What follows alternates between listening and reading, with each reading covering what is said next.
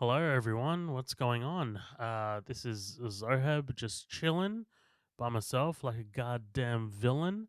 I hate the way that I've begun this episode of this particular podcast. Um, if you've no doubt seen already from the title, this is all about Bond, James Bond. I didn't mean to do that. That was totally off the cuff. It's been quite a while since I've done a solo pod, so just bear with me here while I just kind of get my bearings. So yeah, look, I don't know what really inspired me to do this. So basically, what this is, yeah, I have never seen all of the James Bond movies, despite me having owned the Blu-ray box set for quite a while. Back when you had disposable income and you could buy just useless shit. You know, um, I think actually, you know what? I don't even think it was that long ago. I think it was in the lead up to Spectre, which would be around 2015 or so. I really kind of got inspired and I bought the box set of James Bond, and I was like, damn. I was thinking the other day, I was like, damn. You know what? I can't remember where I put that box set. I really want to go through it. And I remember when I did buy it, I did go through the first couple films, and then I just kind of like, I don't know, something came up, and I just didn't commit. I didn't go through it. So here's my accountability. This podcast is my accountability. If you're listening to this, I will be going through all of the films from Doctor No to No Time to Die, or at least at the time of this recording, No Time to Die is the most recent episode, most recent Bond movie. And I'll just be chatting about them. Like I'll be, I'll be talking about the. Like I've got a couple of things written down here. I've got every time there's a new Bond actor, we'll talk about the new actor.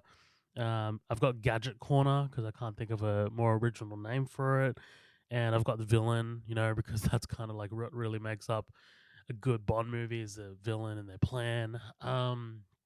And look, my issue with Bond, if you've listened to our Casino Royale episode of the podcast, um, I don't have that extensive of a background with Bond. My dad's always loved James Bond.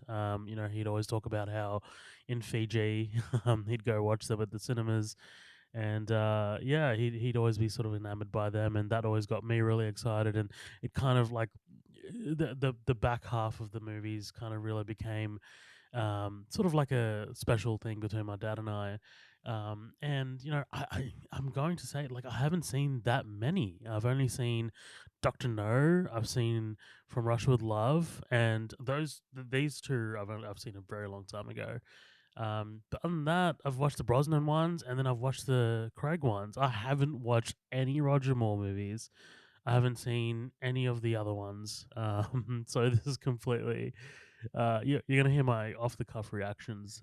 By the way, also these episodes will be exclusively available to Green Room members. They won't be here on the main feed, even though you're hearing this episode on the main feed. It's just to hopefully entice you guys in. I got to dance for my money, like a trained monkey, but that's fine. That is what it is. But yeah, look, if you are keen on listening to these episodes, I'll keep them going for as long as I can. Hopefully, I get to No Time to Die. But yeah, 10 to 15 minutes or so, just talking about each Bond movie as we kind of go. I don't really know if they'll last that runtime because I don't like it's all about content, like whether I have the content or not. Um, that determines how long the episodes will go for. So, here we go. Doctor No. By the way, if you're listening to this, thank you so much. I mean, whether you're a Green Room member or not, obviously, if you're a Green Room member, I love you a bit more. But whether you're a Green Room member or not, we really dig it, man. Like, we really dig the listenership. Everyone's been so supportive of this podcast, 6 years running. Colin and I are very proud, and Danny as well, producer Danny. We're super proud of this whole thing. It's evolved as so many things have happened. Guests have come in and out, hosts have come in and out. People who support us have come in and out, but then you do have the ones who stay and support us and keep the after party going. And yeah, I can't. I love you guys. I love you guys. But all right, man. Look, let's dive into this. Let's dive into Doctor No. So I did fire it up the other night. For like I think the last time I saw this was probably when I bought the box set, which was around 2015 or in the lead up to Spectre.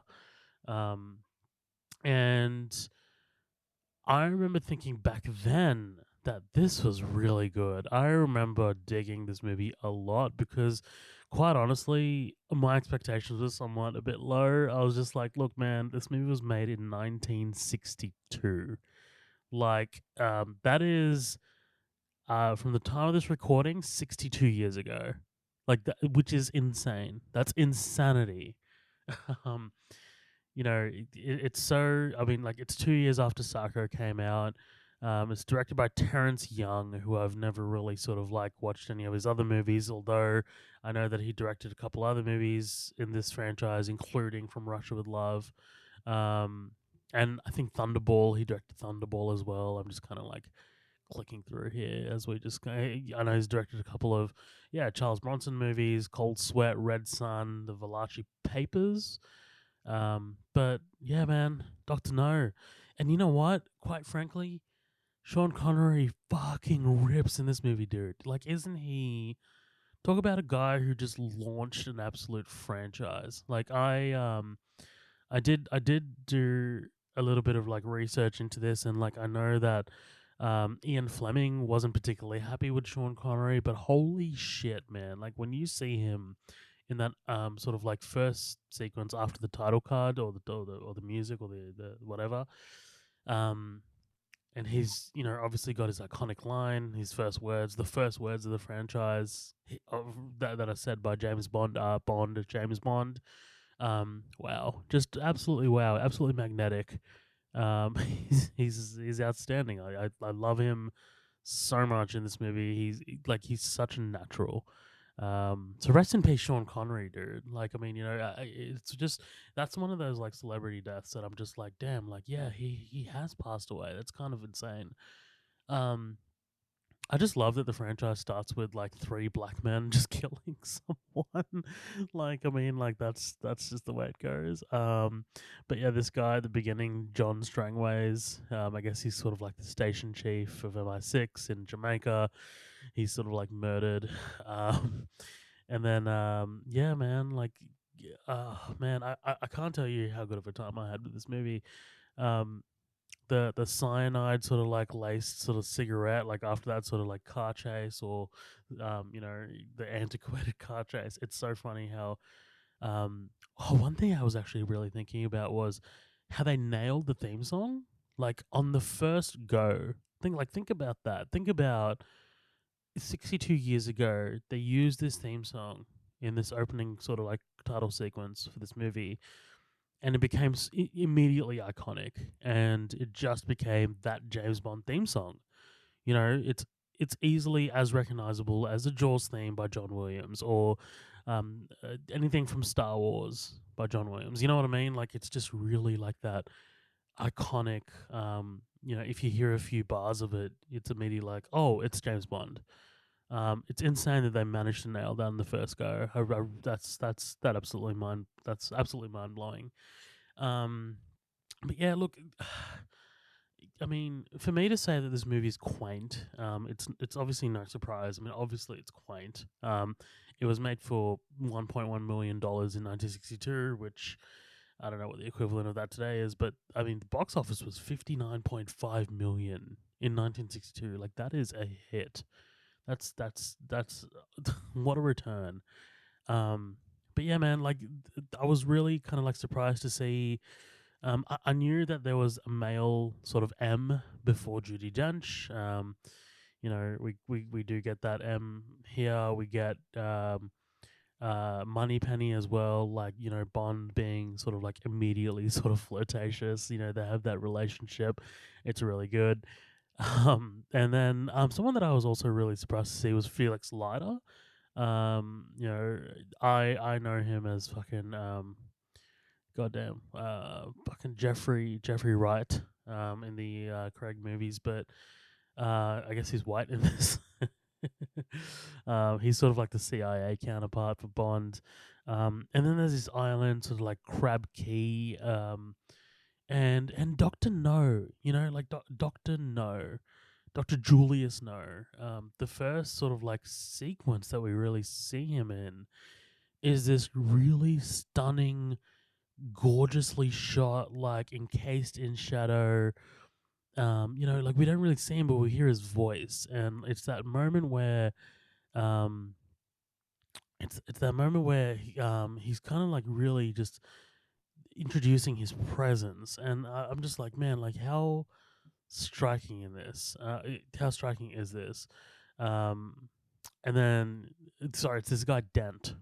Dent is sort of like being sort of intimidated, because he told Doctor No about Bond's visit, and then Dent goes to kill Bond with a tarantula. Fucking creepy, by the way. Oh, by the way, one thing that I really dig was that idea with the fucking, I guess his hair. He kind of like puts a little spit on his hair, like in the sort of like a door jam. But I'm just like, you know what, man, this is a cool idea. I would do it with like sticky tape or something, because your eventually your spit's gonna dry up and it's not gonna be adhesive anymore. But it's a great idea to tell if anyone's like snuck into your room or into your briefcase or something like that. It's really cool. Um, but yeah, man, like I was very surprised at like what they were able to introduce here. I mean, we also get Spectre. Dr. No was a former member of a Chinese crime organization until he stole 10 million in gold and now works for the secret organization Spectre. I was really surprised that we get Spectre this early. It's pretty awesome. Um, Obviously, Dr. No floats that idea to James Bond, and he's just like, nah, man. But yeah, I thought this was really cool. Like there weren't that many sort of like gadgets, but it was still, you can definitely tell like this was an absolute franchise starter. And I guess what I'll do for these episodes is I guess I'll sort of like rate them out of 10. um, let's go. Should I go 5 or 10? I don't know. I mean, I've been spending a lot of time on Letterboxd, so I'm kind of like in that 5 sort of like mind space. But I feel like 10's just a bit like it's too much. I'm just gonna go 5. If you guys think that 10 is the more appropriate, then just let me know. But yeah, look, I would honestly give this like a 3.5. I thought it was really solid. I had a great time. I was never bored. And I thought it was a fantastic foundation for like what's to come. Um, yeah, man, for a 62-year-old movie, it really holds up, and it's really worth watching. I know that From Russia with Love is very well regarded, so I'm super excited to jump into that, even though I've seen it. But I don't remember anything about it other than a sequence on a train. But I'm really stoked, man. I think whenever people talk about who's the James Bond, who's the best James Bond, my dad always goes to Sean Connery, and you never really sort of like understood why, because obviously I never saw these movies sort of like holistically, but you can definitely see it, like just the way he sort of carries himself, like he is the super spy, you know.